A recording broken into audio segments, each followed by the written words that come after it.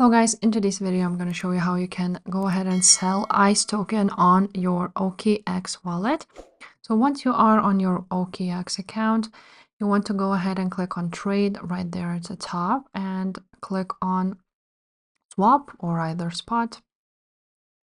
Now after this, you will be able to go ahead and change the network here. So now once you go on ICE, here it is. As you can see, OKX is the main exchange. You will see the contracts here. So as you can see, the BNB Smart Chain is its network basically. So we want to go ahead on the OKX and search for the network. So choose the network BNB chain. Here it is. Now you want to search for the token. So you want to enter the contract address. So it would be